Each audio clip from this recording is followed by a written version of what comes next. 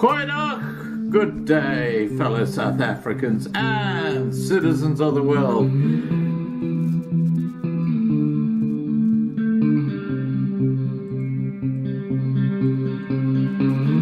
I've been looking around for salvation.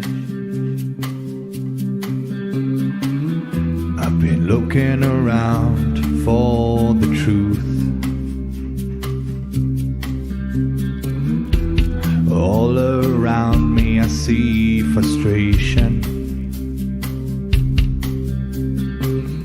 and I looked all over till I found you. I sit and listen to your stories, and you're telling me, please don't worry. Lot in this world you should know, and love in life is where you should go. If you're looking for somewhere to go, if you're looking for someone to know, if you're looking for someone to guide you,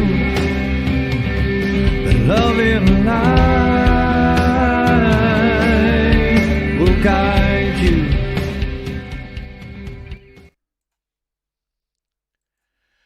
Goeienaand, good evening, fellow South Africans and citizens of the world, and welcome to tonight's live stream. Well, tonight we're talking to Silke Kaiser, and has she got some news for you? Wow. You wait till you hear what's happening in South Africa today. I hope you're sitting down with a good stiff drink, because this will really open up your eyes. Okay, I'm going to get Silke on. Here we go.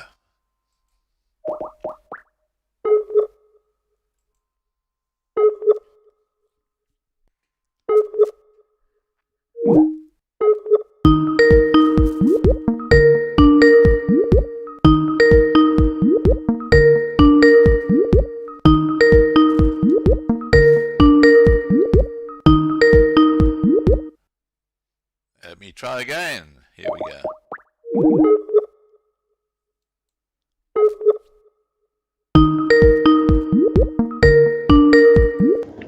Hi, Silke. Scott, there we go. Perfect. Skype has not been cooperating with me tonight, but I'm here. You've been having some fun, but the main thing, as you say, is you're here. Yes. Now, Silke, we've had you on Loving Life a few times, talking to us about polygraphs and your work in that area. And everything I've learned, yes. Yes, and you gave me some interesting news. You mentioned that you've got a change in career happening. Tell us what's going on. So I'm stepping back from polygraph. I've been in the game for 18 years. I am still polygraphing, but I'm definitely stepping back. I have a friend called Claire Yeager, and she has a pet freight company. She's moved to America, and she asked me to run it from the side. And I've already started. It's a slow start, but definitely things are happening, and I'm expecting them to speed up.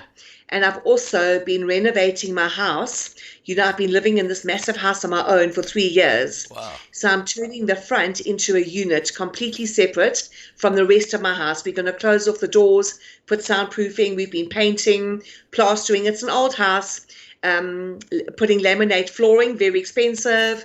Sorted out the front. I tarred my driveway. And now we're busy painting inside. So we're about 70% of the way there. So I'll be doing the Airbnb and I'll be doing the pet freights.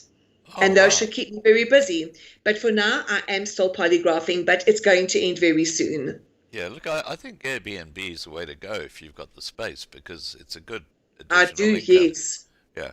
Now, just talking about being involved with people who are leaving the country, what are you finding? Are you finding there's a flood of people getting out of South Africa at the moment? They are flooding out. And some of them are literally leaving with their suitcases and the shirt on their back and their pets. So, of course, our motto is no pet gets left behind. It is very traumatizing for a pet to be left behind. Very, very, very traumatizing. And, it is expensive, but it is affordable to take your pet with you. Of course, having a yard or a garden on the other side is always the question. But if I leave, which is my plan in about 5 years, I'll be 63, all my animals that are still living with me will definitely come with. No pet of mine will be left behind. Scott, I volunteered at the SPCA for about 4 years. I used to walk the dogs there at the Santon SPCA. When dogs get dumped, they feel it. Their hearts, and even cats, their hearts break. They know. They know that they've been dumped. I really do think we underestimate the love a dog has for its owner, and the connection, the connection, and also the intellect. I think that there's a hugely advanced brain inside dogs. It's just because they can't speak. You see, now dogs, we underestimate dogs enormously. Yeah. I always own dogs, and the connection that they feel with us, we are their life. They have nothing else apart from us.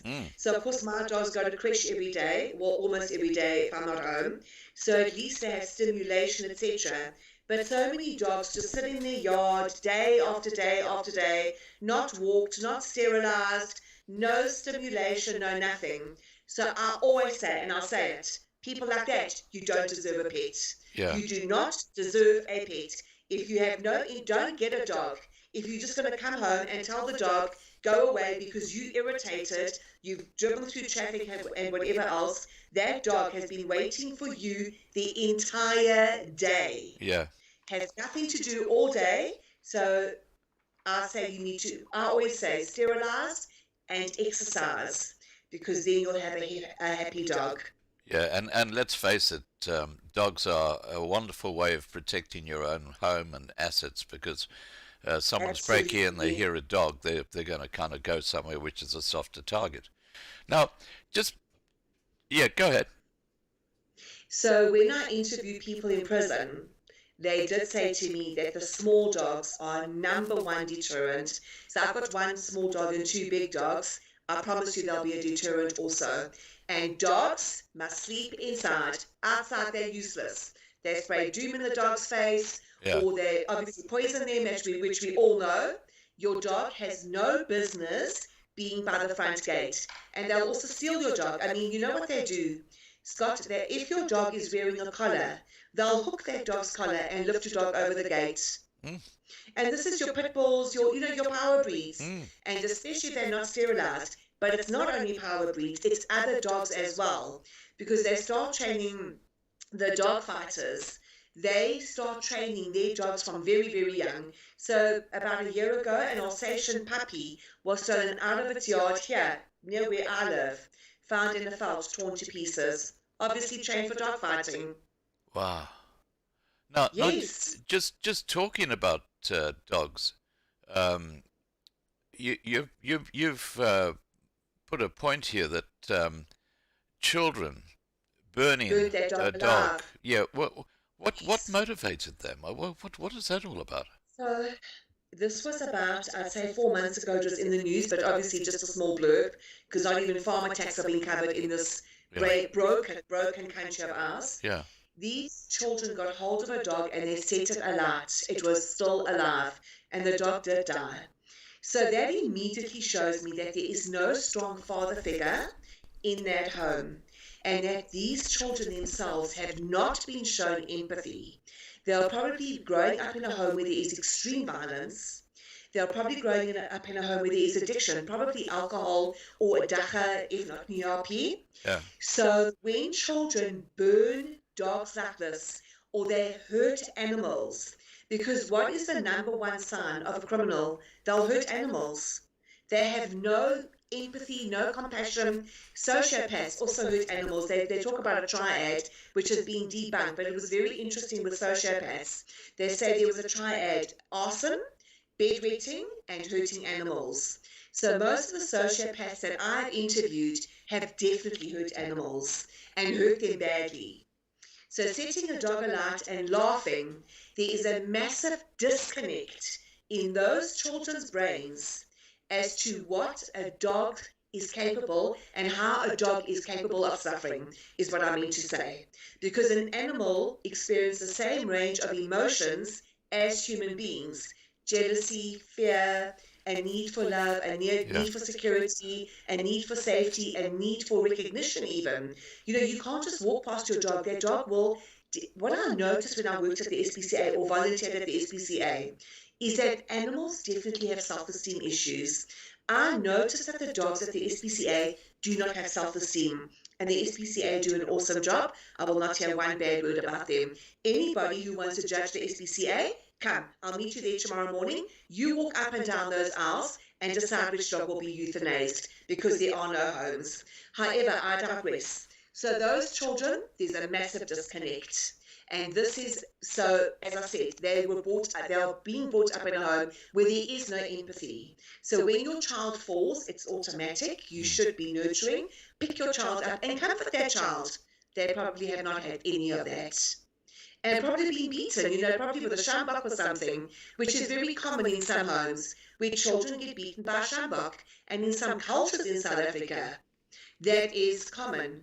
It's child abuse on an enormous level. Right.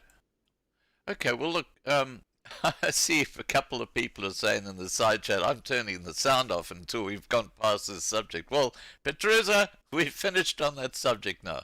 Okay. Now, because she doesn't like to hear about... No. She doesn't like hearing about dogs being abused. Okay, well, unfortunately, with crime comes dog abuse. Yeah. But I'm glad she doesn't like hearing about it, because then that shows me at least one very kind animal lover is listening in. And you are my tribe, girl. You my tribe. I would also never harm an animal. Well, believe me, the whole Loving Life family would be in that tribe, because we're all God-fearing people, and we don't do this sort of crap. Yes. Now, let's get into this whole subject of motivation and so on. You mentioned that these people lack impulse control. Do you think substance abusers suffer from a lack of impulse control? So it's very interesting. I actually forgot to mention that these children lack impulse control. So the one thing that criminals have in common is a lack of impulse control. So impulse control is being able to delay gratification. And it is also where you can think, cognitive functioning. You can think to yourself, this animal is going to have pain, and obviously setting a dog alight is completely, it's a devil move. So this impulse control is taught by fathers. Mothers, yes, shout out to all the single mothers out there. So I'm talking in general. Research has shown that the father is the one that teaches the children impulse control. So children that hurt animals, bully other children, they have a lack of impulse control. Wow. Now look, I've never heard of impulse control before. So what you're saying is that they've got to grab the moment regardless of what's going on, and it's self-gratification and so on, and they can't actually delay. And also staying within the laws. So even dogs need to be taught impulse control. Children need to be taught impulse control. So many parents, I watch them. The child does something wrong, smack. They've never even taught their child. So let's say the child reaches for an expensive object that can easily break. Smack. No, you can't smack your child, because the child doesn't know that it's doing something wrong. You're supposed to train your child nicely and say, it's expensive, it's going to fall down, it's going to break. That's how you teach your child. Yeah. Dogs the same way. I see a lot of trainers, they rook their dogs. The dog doesn't know what's expected of him. So I have a dog called Bentley who is so aggressive. He also definitely, his brain is wired to lack impulse control. I have a modicum of control over him now, because I've invested in myself, and I have seen it through. Every single time that he misbehaves, like growls at my cat, I have seen it through. He gets a time out for 30 seconds. Don't laugh at me. 30 seconds is a long time for a dog. Yeah. They don't have that cognitive functioning as human beings do. So impulse control is very important. It's not having chocolates before supper. It teaches the child impulse control. It's you can't go and swim today. You've got to do your homework. Impulse control is taught like that. Wow. It is discipline. But of course, we do not discipline our children in an undisciplined manner. When we discipline, we do it with kindness and love and lots of discussion. I always say with children, we should be discussing the punishments. You know, I just want to focus, and don't worry, Patricia, we're not talking about harming dogs. I just want to focus for a second on small dogs, because I've had small dogs most of my life. I don't have one now. But the last small dog I had was a Jack Russell. And they're stunning. Oh, they're beautiful, beautiful animals. And exquisite. What I loved about this dog was that when it communicated with me, it had different types of barks that I understood. And one of them was a demand bark. You know, I would get home and it would be this sharp bark. It was like, hey, listen to me, listen to me. And what he would want was for me to sit down so he could jump up on my lap and then sort of lick my face or lick my hand or, you know, get a pat. And that was his demand bark. And then there was a different type of bark, which was like, you know, do you mind if I do this sort of kind of type of bark? And then there were different actions, like he'd put his paw on my legs, sort of like, you know, hey, I'm here, you know. There were all these different, because he can't talk, he was actually using different types of, but they were identifiable. That demand bark, you could hear it. It was like a sharp bark, because, hey, listen to me. It was just incredible. Because you had a connection with your dog. So my dogs do the same. My dogs demand all the time. They want treats, they want walks, they want this, they want that. I don't always give in to them. Definitely not. And my dogs are trained. Yeah. But that also, my one dog, I cannot make the sound, but he makes like this huffing sound when he's excited about something. And then I also say to him, I don't want to say it now, he's lying here, but if I say to him, go potty, do you want to go potty?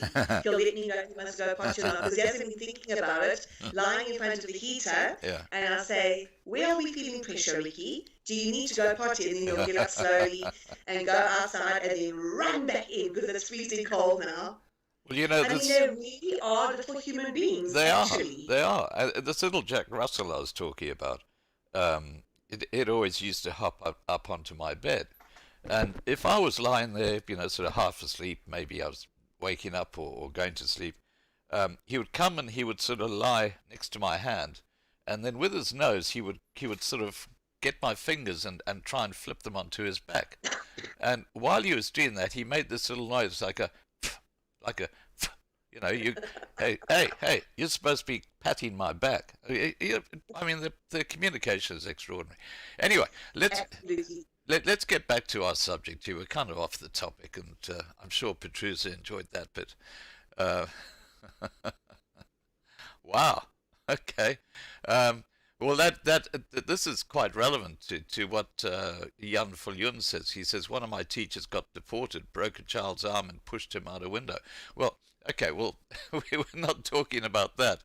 But we are talking about victimless crimes. Is there such a thing as a victimless crime?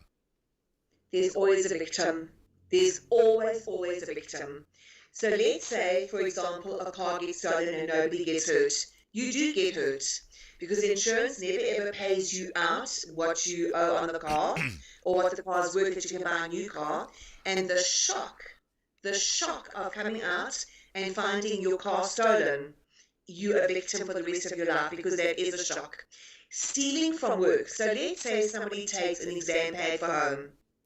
The company suffers a loss. Yes, it's a tiny loss. They probably would not feel it. But somebody is paying. When something is taken, somebody is paying. If it's rape, somebody's paying the price. If it's an item, somebody's paying the price. If it's a dog that's been left, that owner will never recover, always wonder what happened to their dog. And if the owner doesn't love the dog and doesn't look for the dog, where does the dog end up? So there's no such thing as a victimless crime. Yeah. Now, just okay. We're going back to dogs just for a second. Okay, Marlena, topic is dogs. yeah, Marlena says, I need Silky's services to change Teddy's behavior toward visitors. And let me tell you, this little dog, I mean, he's the size of a Jack Russell. But my gosh, he is so protective over Marlena when she has a guest coming into her place. This dog's snapping at their heels, and Okay. he actually bites the heels of people. So I've got the answer already, which is what I do with my dog because my dog, Binky, is not aggressive with people. His tail goes in a circle. Yeah. He remembers everybody from heaven before we incarnated on earth.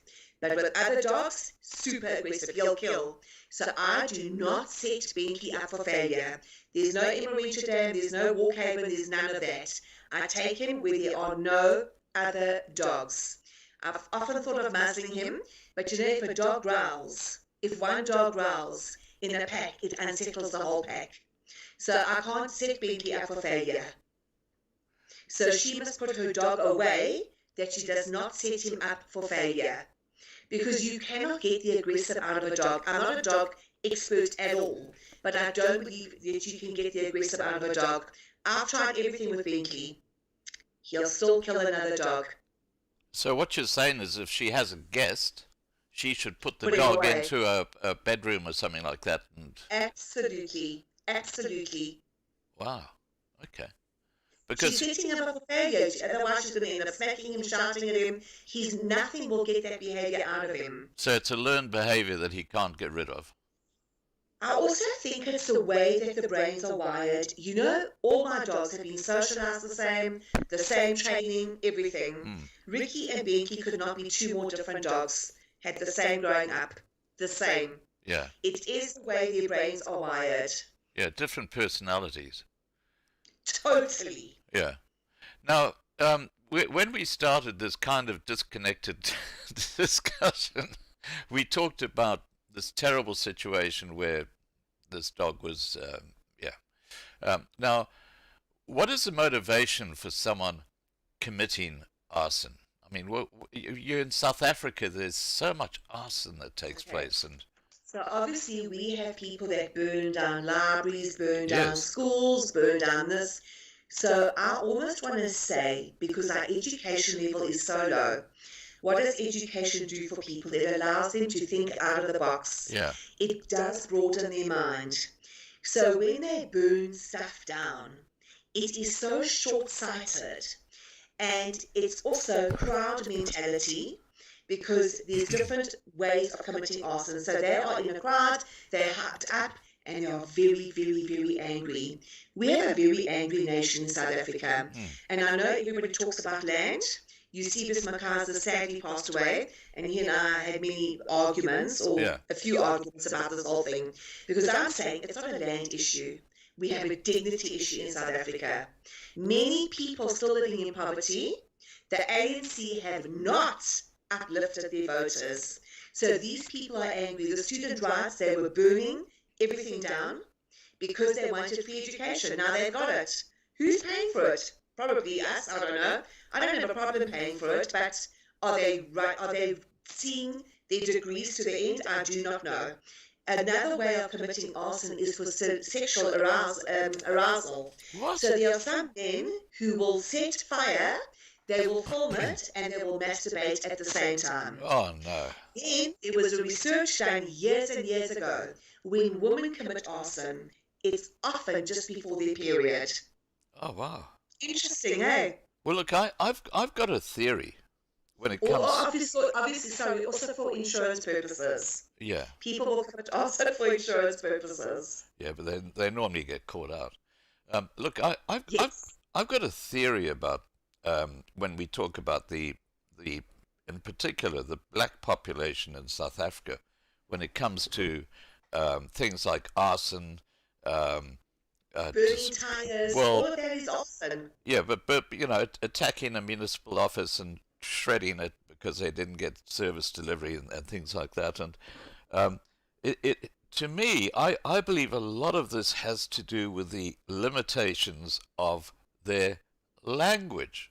Because if you look at Zulu and Xhosa, My understanding is that there are no words to basically explain or put in your head the thought that, hey, if I burn down that municipal office because I'm not getting fresh water, that's actually going to exacerbate the situation. So there's no sort of concept of what I've done is going to, and tomorrow. yeah, and Yes, in the language. Correct. That's why I'm saying as well. So that goes back to the education. Yeah. Because when you're educated, when you have a proper education system, then they will be able to think out of the box. Yeah, well, the other thing is that the English language is very rich. I mean, it's got some amazing concepts that are just not explained in the native languages. And one of the other areas is maintenance. And if you look at ESCOM, there was no maintenance done. Because if you look at the African languages, they don't think about the future. They live in the now, they talk about the now. So conceptually, their brains don't consider that, hey, if I don't maintain this piece of equipment, in 3 years' time it's going to break, and then I've got a problem. So there's a huge limitation there, isn't there? You are making a very interesting point, but I want to say something. You know, with my polygraph, Yeah. I speak to a lot of black people because there are more black people in South Africa than there are white, coloured, or Indian. They are the majority of our citizens. And many of them would never dream of burning a building. And many of them, when I say to them, what do you think is the right punishment for the people that have stolen these pallets of stock? They have thought about it, and they say these people need to be fired at the very least, if not sent to jail. And a lot of them say this to me because they understand that a company can fall down because of the theft, and their bonuses, their salaries, their increases are affected. And also that the management, until they know who was involved in that theft, will be looking at all of them as suspects. But it's very interesting what you're saying about language, because I don't think I'd really thought about that before. But, I think with the enmeshing of our cultures, people, we are learning from each other. So the black people would learn about consequences. They now also understand they've got to be at work on time. So many of them get up at 4 in the morning. Can you imagine getting up at 4 in the morning to come to work, especially security guards? Now I've gone off the topic, but you do make a very interesting point, and I'm sure that does play a part in it. But I've always known that it's a lack of education that plays a part in this crowd mentality of even stoning monkeys, because the monkey, now they say it's witchcraft. That it was the person that was turned into a monkey, it's witchcraft. I mean, that is such a limiting belief. And, burning down schools and that, it's also, and municipalities and sabotage. I want to talk about ESCOM. So, of course, we've got Karen Pillay, who has now been accused, allegedly, of sabotaging ESCOM. She's on the run, apparently. Nobody knows where she is. Everyone's up in arms. By next week, it'll be finished. The arms deal. Do you remember the arms deal in South Africa? Nobody was ever brought to justice. The same will happen with ESCOM. Nothing's going to happen. Guaranteed. Yeah. Nothing's going to happen. But I just want to continue with the language side a bit, because when you think about it, if you've grown up in a township and your language doesn't refer to future consequences, or if you do this, that's going to happen conceptually, then there's no understanding of that, and absolutely correct. And if there's no understanding of that, you don't think about the consequences of your actions, because conceptually it's not there, it's not in your brain. Because then you don't think of the punishment later. So that would almost take you back to impulse control. So in the townships and in the black culture, the elders are often very respected. Yeah. There are obviously some young people who don't, but that is the culture. So there would be some impulse control there. But if they don't think of the consequences of burning stuff down, would they be aware that there's a consequence? And the consequence is that they don't have a school to go to. That if water is sabotaged and burnt, and if you burn tires in the road, what are you actually achieving? Yeah. People then can't go to work, and then that has a ripple effect. The domestic workers don't get paid. School fees are not paid. This political unrest has been quite hectic. Yeah. It has sort of died down at the moment, but you remember the looting we had about 2 years ago? Yes, where in they Durban. burned so many factories in KwaZulu-Natal. Yeah. Disgusting. Yeah. And there was no understanding of what they were doing. They were just having a party. Yes, because how many people lost their jobs? Factories were razed to the ground. Yeah. They don't think about that. Yeah, interesting. All right. Now let's get back to our subject. Now we've been talking about crime and criminality. Does it run in families, or is it just an individual? You know, when I do my polygraph testing, I always ask if they've ever been arrested and anybody in the family ever been arrested. Research has shown the following. When a male spends time in jail, the male in the family, be it a brother, a father, an uncle, or anybody like that, another male member is very likely to follow in his footsteps, especially if it's a father or a brother. The girl children, the female children will date a man that will end up in prison or is in prison. Wow. Because I've heard here in Australia that there are women who actually go to prison to find a guy who's been incarcerated. Some of them are murderers, some of them are rapists, and they form this emotional relationship with these guys who are actually in jail. So those are fantasy relationships. They are not real, because getting to know somebody through bars and getting to know somebody through letters and how much he loves you, that is not reality. Reality is spending time with somebody. Yeah. Inside a house, putting up with their messiness, putting up with The good and the bad. their bad moods, putting up with their slurping of the tea, the things that would irritate you. That is a real relationship. Yeah.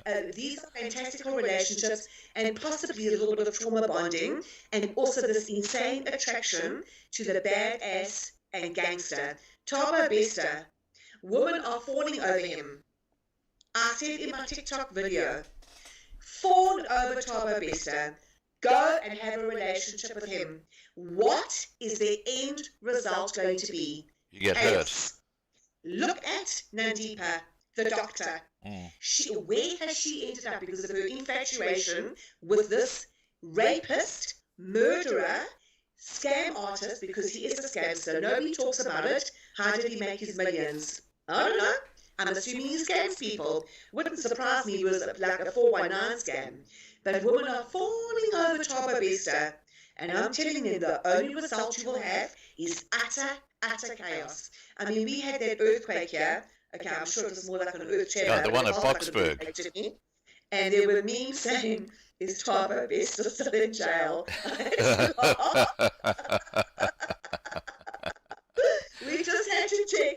Maybe he organised an earthquake for his second escape. Yeah. And have they caught him again? Because he seems to just keep on walking out of jails.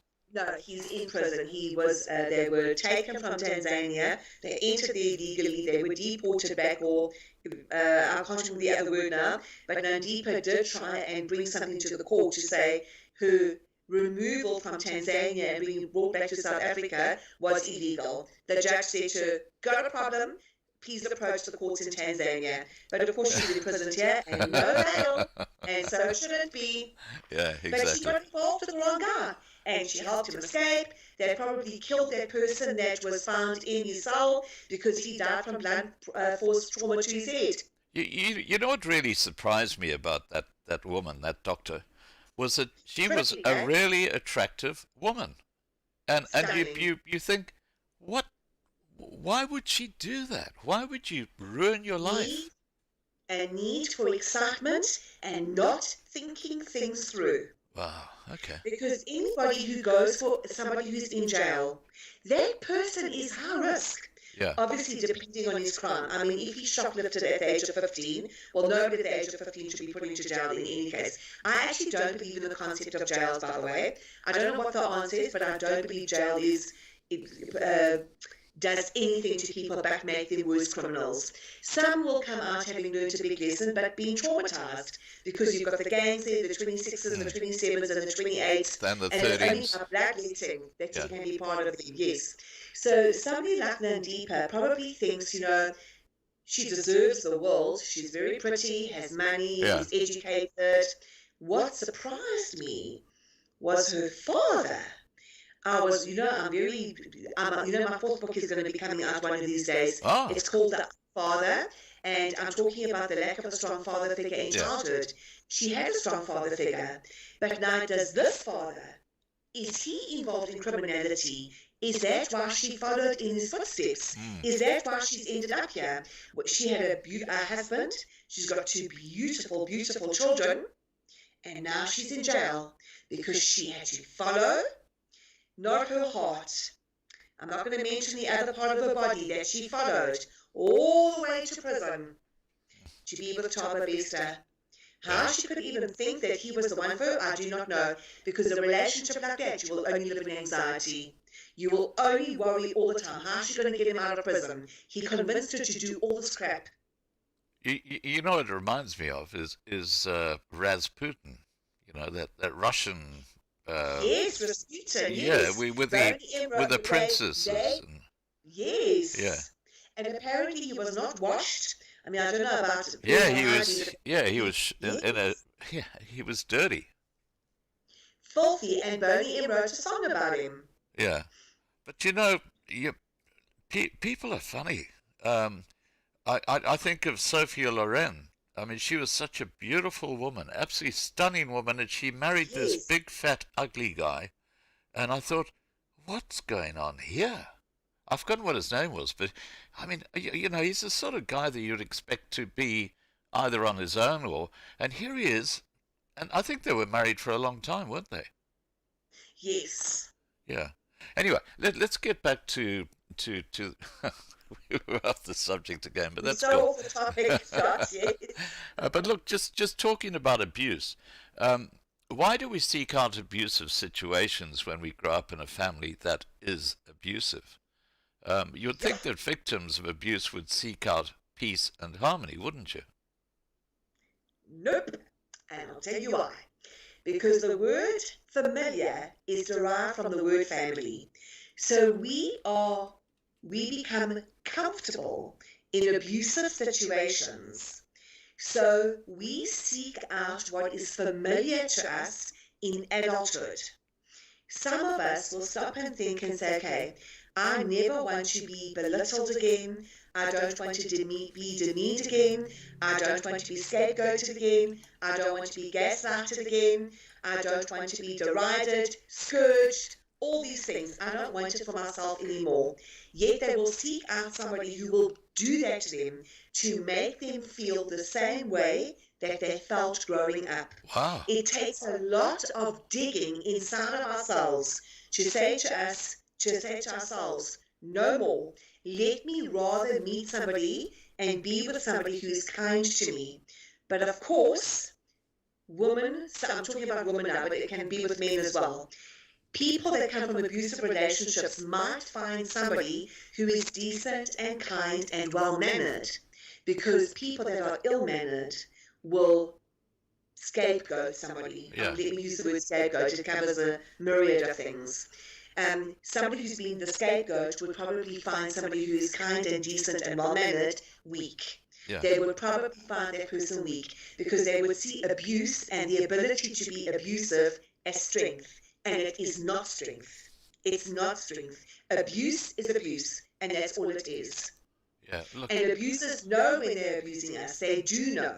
I mean, this whole thing about Alan Kasanoff in the USA, I don't know if you witnessed any of those videos. Horrific, screaming at his child. And his oldest daughter, who's only about 8 or 9, stands up to him for her 2 younger sisters. There is abuse, and she was turned the adult in that whole family. She had to stand up against a fully grown, raging man.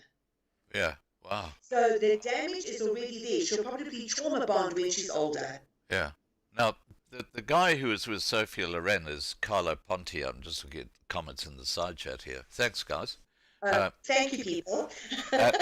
Look, I I just want to carry on with this theme for a little bit because I know of someone, I'm not going to say who it is, of course, but beautiful, beautiful, gorgeous, intelligent woman. She's, highly qualified, and yet she keeps on going back to men who are narcissists, and she never seems to learn. She seems to like men who abuse her with power. Is that as a result of her growing up? She was in that sort of environment as a child? Probably, unless her brain is wired that way. Because, so I'm not diagnosing her, I'm not a psychologist, Yeah. but borderline personality disorders, where it's very black and white thinking and difficulty in controlling moods and self-esteem, etc., are very attracted to narcissists. But she's probably trauma bonded. So the trauma bonding, there's a cycle. It's love bombing, it's devalue, it's discard, it's hoover. So love bombing, they put you on a pedestal. Devalue, it's covert or overt. I only date girls with black hair. So if a man said that to me, that would be a bit abusive and obviously a little bit demeaning because I don't have black hair. And so, or say to me, you should stop eating so much if you're going to worry about your weight. And then the discard, they disappear emotionally or physically. So they won't have sex with you, they won't hug you, or emotionally they disappear. They practically ghost you. So they can still be in the home, but they ghost you. And in Hoover, the cycle starts again. So what research has shown again, that women like this, that love bombing, it sets off a high that is exactly the same as heroin addiction. Wow. So it's rather like being bipolar. Almost, but not quite. Because but is the man, and they need these words. But I want to say to anybody that's in this kind of relationship, when that mask slips and he or she starts demeaning you, that's the monster that you are dating. The man who tells you you're beautiful, you're gorgeous, can't live without you. That's a he'll facade. commit suicide if you leave him, and that God made you for each other. Yeah. All bullshit crap. I'm sorry to use that language. Wow. But when that mask slips, that's what you're dating. That is what you are dating. Yeah. And what you would want for your daughter is not what you want for yourself. What you don't want for your son is not what you want for yourself. Right. Now, you mentioned earlier that you've been to quite a few farm attacks, or you've actually been there before the farm attack when they think something's going to happen. Yes. What has been your experience with regards to animals when you enter a crime scene, such as a farm where the farmer has been murdered? If those traumatized to the depths of their little souls. So I'm not talking about the farm animals, the cows and the sheep. I'm talking about the dogs that live in the home. Yeah. They know. In my book, Gotcha, I'll never forget this little Ridgeback, a puppy, and his mom and dad the mom had been murdered, the father survived, but I pulled that little dog onto my lap, just wet herself. She wet herself with the trauma of what she had seen. Dogs and cats, no.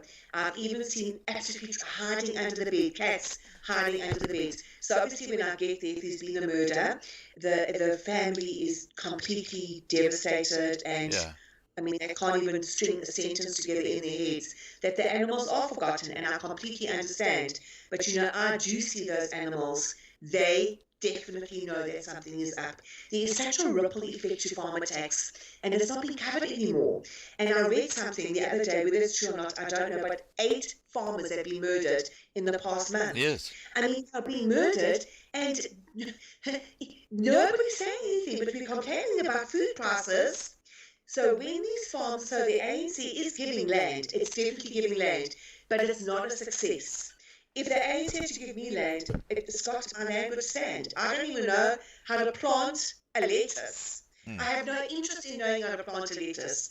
I don't know about cows. I don't know about sheep. I don't know about any of that. So you're giving land to people who are like me, who don't know. So all these farmers being murdered, all this land being given to people that, obviously previously disadvantaged because they were. It's not working. And now food prices, they're saying because of the war in Ukraine. I say it's because half our farmers are already dead. Well, look, I spoke to a farmer just a couple of days ago on a live stream, and he was saying that all the small farmers are literally walking off their farms because of the farmer tax and because of the electricity issues, because they can't make ends meet. So they're just saying, well, look, this is too hard, let's get out of here. And they're probably some of the guys who are flipping out of South Africa altogether. Yes. So you've got a situation in South Africa where apparently these big corporations, huge farming corporations, are sort of like cleaning up all the land, and they're probably owned by people like Bill Gates. And China. And China, yeah. So you're basically putting your food security in the hands of a group who have absolutely no interest in your community. In South Africa, none at all. And load shedding is breaking this country. It's breaking this country. Companies have closed down. My clients have closed down because they cannot run these generators. Yeah, we're too expensive.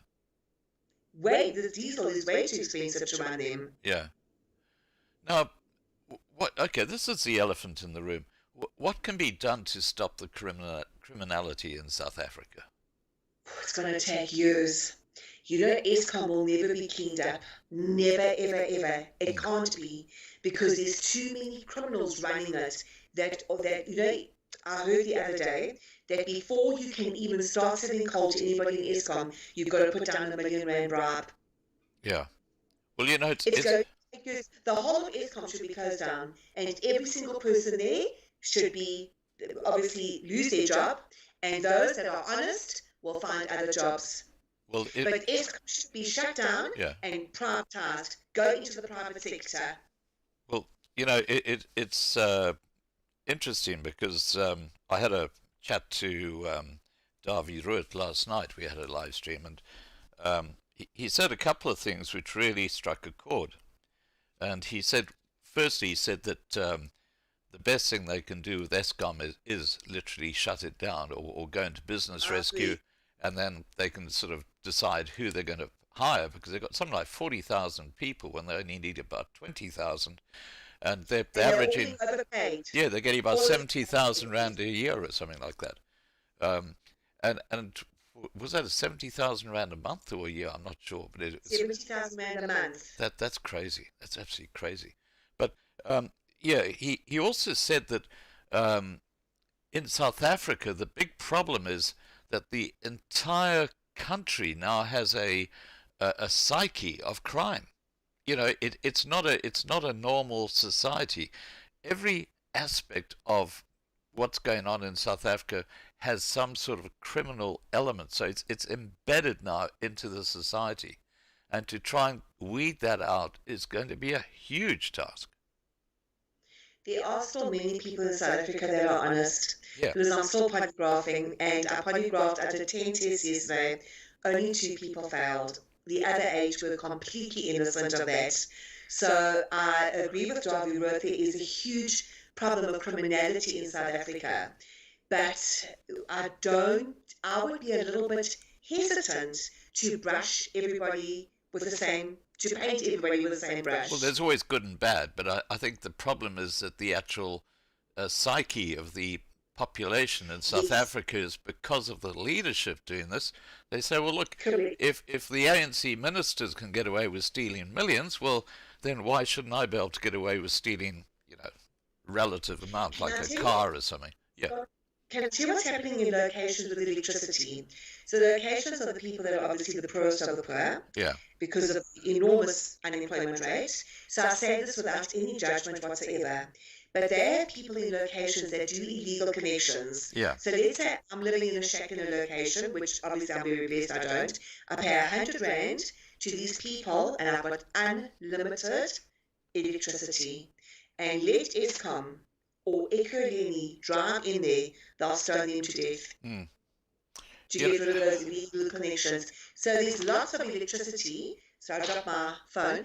There's lots of electricity that is being stolen on a daily basis. Yeah, I've seen the Never mind illegal all the connections. connections. Never mind all the illegal connections in the Yeah. suburbs. Some people here in my suburb were caught with illegal connections. Wow. Well, look, I've seen Yes. some videos where you got these guys climbing up the pylons and having these massive shocks, and it's Then they die, oh yes. oh it's just shocking. Yeah.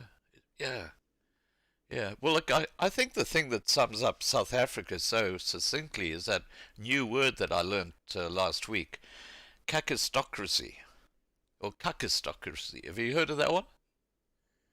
First time ever, but I like it. Yeah, because it kind of sums up the ANC government, doesn't it? The ANC has been the worst thing for this country. The worst thing. And I know people are saying freedom and whatever. Where is the freedom Yeah. for the masses? Some people are freer, but where is the freedom for the masses? Because you know what frees us is money. Money equals power on earth. I know people say God, ancestors. I'm telling you, money equals power on earth. Without money, you cannot do anything. So we all need money. And the ANC, they grind us. They are grinding us with water, the water price, electricity, taxes. They just grind away. We pay taxes on our salary. We pay taxes when we go shopping.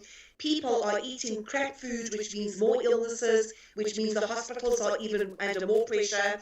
And everyone, all these government servants, not all of them, most of them, have such a distinct lack of interest in South Africa, and and of course we've got the foreigners as well. Now there's this big thing with the foreigners. I'll see how that plays out. I'll see. Yeah, yeah. Now, I've got one final question for you. Then we're going to wrap up this live stream shortly. But look, we've covered a whole range of stuff, and it's been really interesting. We did. Yeah. Now, we were talking about abuse of an animal. Have you come across a situation where police have abused animals as well? Yes, so let me tell you that the abuse of animals and criminality normally goes hand in hand. Yeah. Definitely. So people that abuse animals are normally, well, it is a criminal offence to abuse an animal, but it will normally show criminality, and the SPCA often talk about this. So those 4 boys that burned their dog alive will probably end up in jail or in the court or die by the gun. Police that are ignorant abuse animals also. So police that abuse animals are also more likely to abuse their wives and their children and to take bribes. Most cops, unfortunately, are very corrupt in South Africa.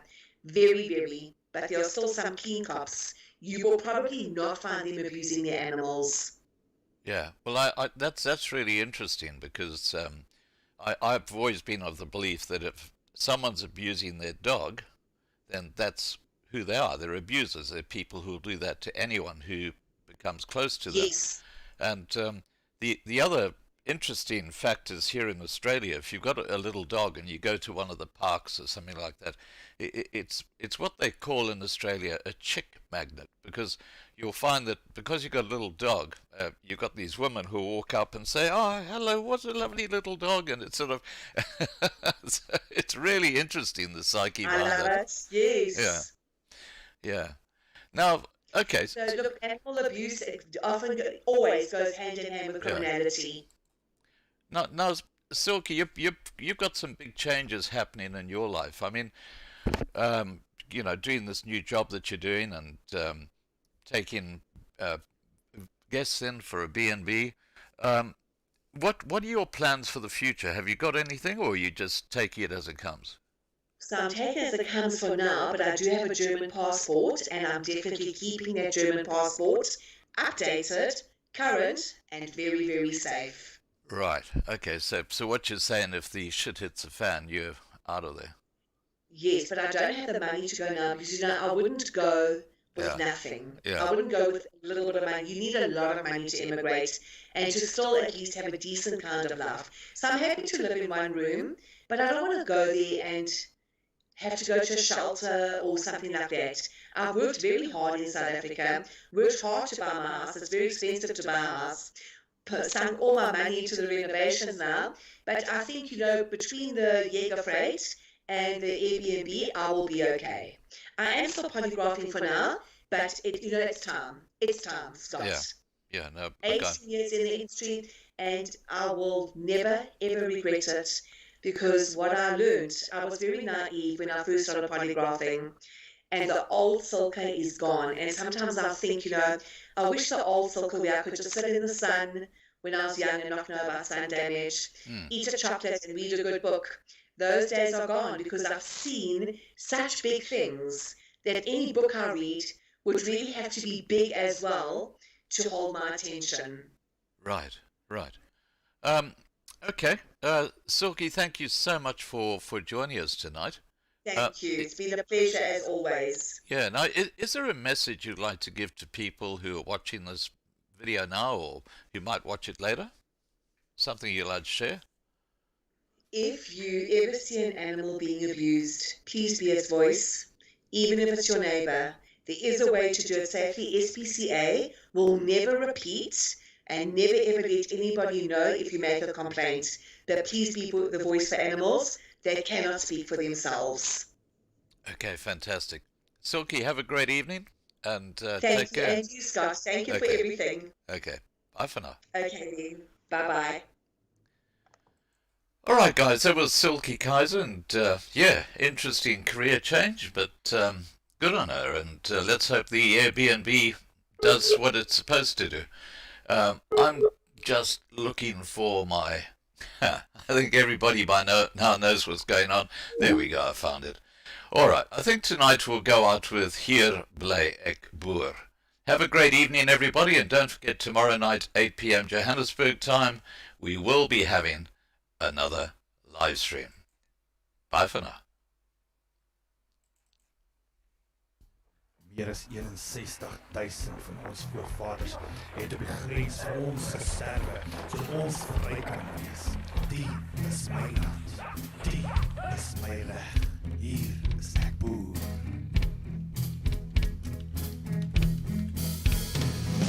Sal is ek gemaak, sal ek terugkeer.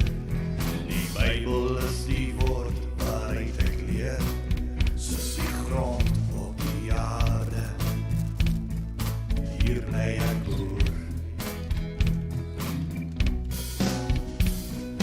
Diep in die nacht sal die vyand kom, maar hier bly ek staan en draai nie om, want jy maak my nie bang nie. Hier bly ek boer. Die is my land waarvoor ek sal veg. Die is my bloed, my sweet, my reg. Die is die plek waar my voorvaders lê. Die is my land, hoor wat ek jou sê. Die is my land, wat my mense voer. Hier bly ek boer. Adam in die somer wat vreugde bring. My oupa wat maniekie roep kon sing, soos hy stap deur die lande. Hier was hy boer. My wortels het diep in die grond geplant. My siel soos my palos, ek vir jou die land, en jy hoef nie te vrees nie. Hier sal jy boer. Die is my land waarvoor ek sal veg. Die is my bloed, my sweet, my reg. Die is die plek waar my voorvaders lê.